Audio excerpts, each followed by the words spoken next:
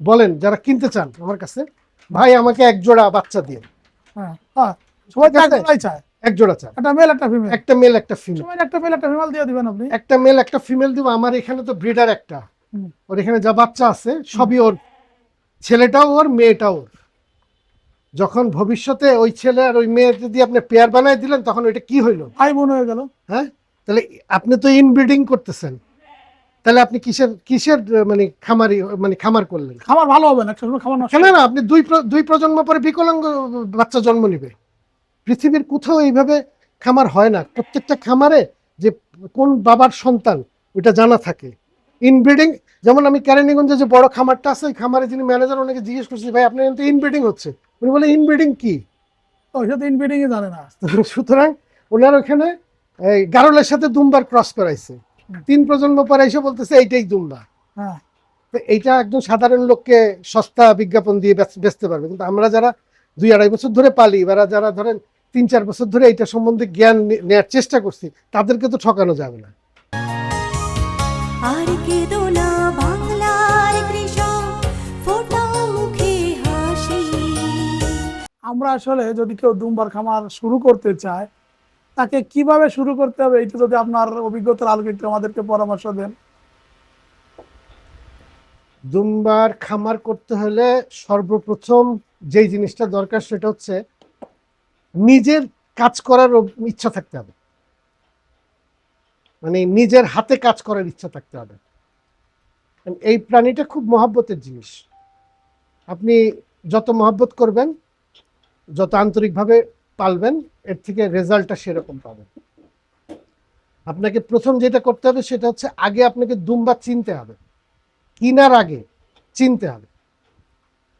এখন তো সবকিছু অনেক সহজ, ইউটিউবে অনেক ভিডিও থাকে, ওইখানে আপনি একটা দুম্বার জাত সম্বন্ধে আপনি ধারণা নিতে পারবেন। এবং বাংলাদেশে অনেক রকম দুম্বাই পাওয়া যায়, কিন্তু টার্কি দুম্বাটাই এই দেশে বেচা কিনাটা হয়। বা আপনি যে দুম্বার খামারটা করবেন আপনার উদ্দেশ্যটা আগে ঠিক করতে হবে। কারণ যত মানুষই বলে আমার শখ এইটা সেটা, সব মিথ্যা কথা। কথা একটাই, যে এইখান থেকে অর্থনৈতিক লাভের জন্যই সবাই করে, স্বপ্ন সেটারই দেখে যে এখান থেকে টাকা ইনকাম হবে। এবং টাকা যখন ইনকাম হয় তখন এটা খুব ভালো বিজনেস, যখন টাকা ইনকাম হয় না তখন এটা ছুঁড়ে ফেলে দেয়। এইটা এই দেশের মানুষের অভ্যাস। সুতরাং আপনি যখনই এই খামারটা করবেন, অর্থনৈতিকভাবে লাভবান হইতে হলে আপনাকে এখানে শ্রম দিতে হবে।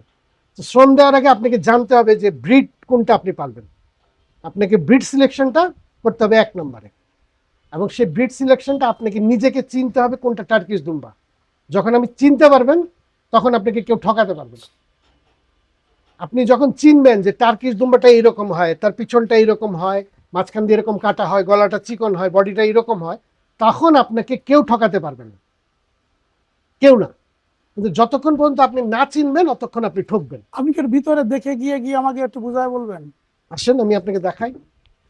জি, আমরা তো দুম্বা যেহেতু আসছি, একটু সরজমিনে একটু দেখে দেখে নেই।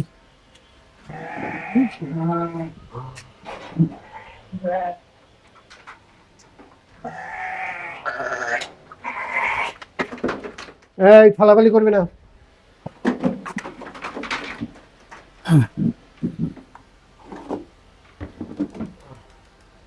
এই।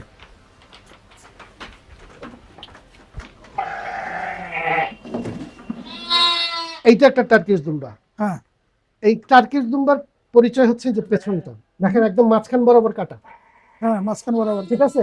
হ্যাঁ এই যে পাটটা দেখেছেন ঠিক হ্যাঁ। মাঝখান বরাবর কাটা, হ্যাঁ এই যে গলাটা চিকন, বরাবর, ঠিক আছে? হ্যাঁ এইটা হচ্ছে টার্কিশ দুম্বা। হ্যাঁ। এই পরিচয়টা আপনাকে আগে শনাক্ত করতে হবে।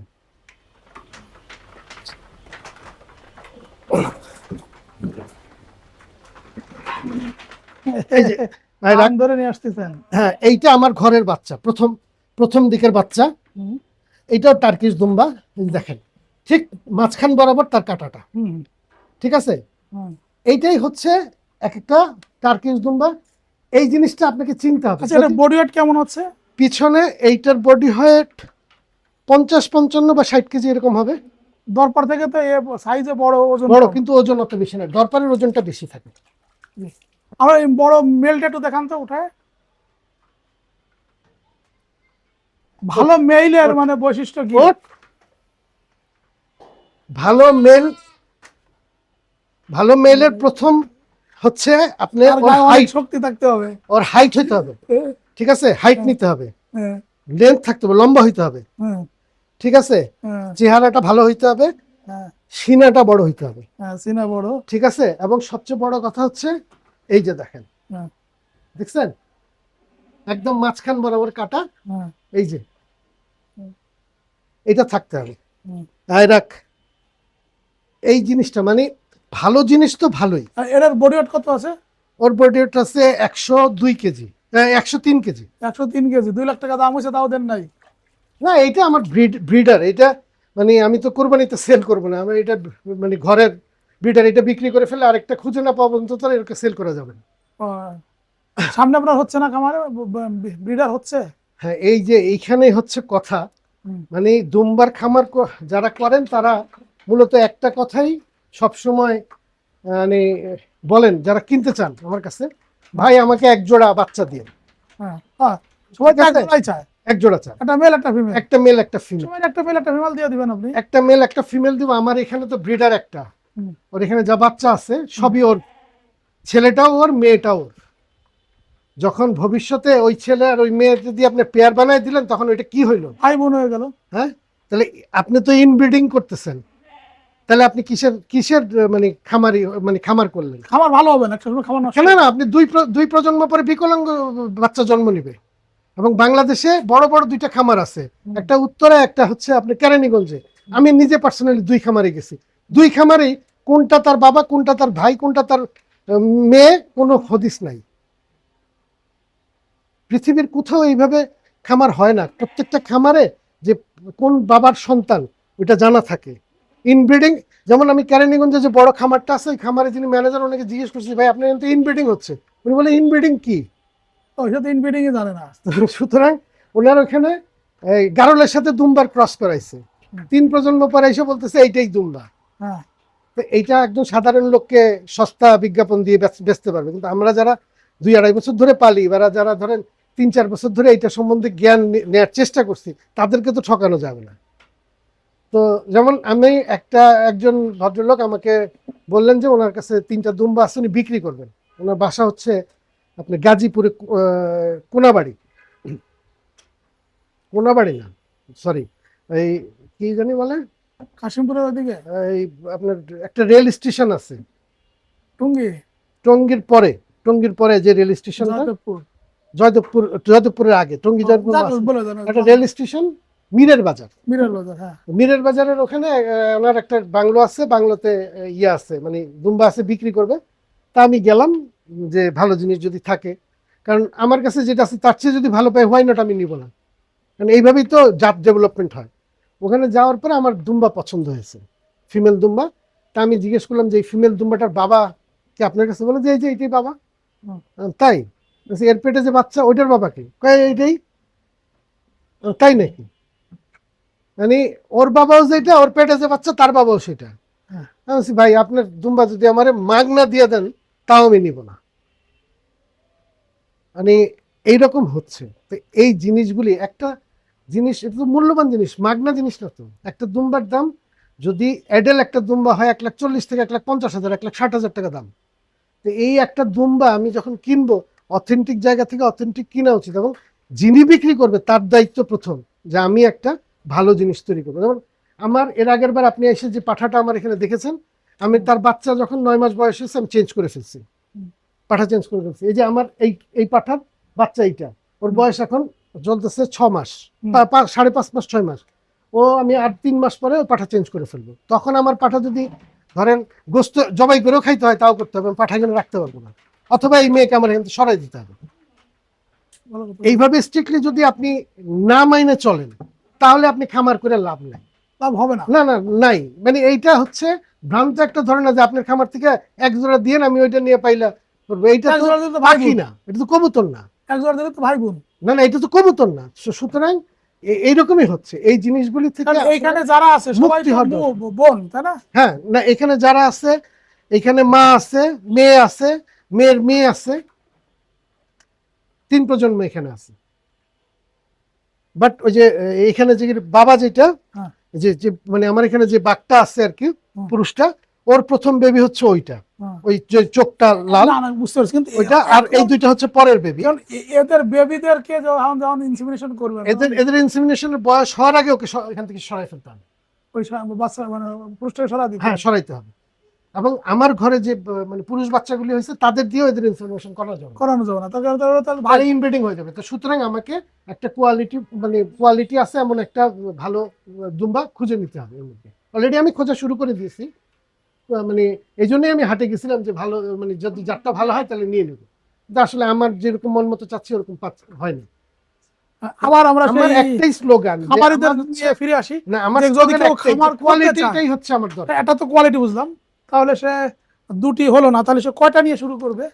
এইটা একটা, এইটা একটা শুকনা দুম্বা, হুম, ঠিক আছে, হুম। বাট ওর প্রত্যেকটা কোয়ালিটি দেখেন 100%। ও যখন প্রেগনেন্ট হয় তখনও কিন্তু সেরকম হয়ে যায়, কিন্তু বাচ্চা দেওয়ার পরে বাচ্চা দুধ খায় এরকম শুকায় যায়।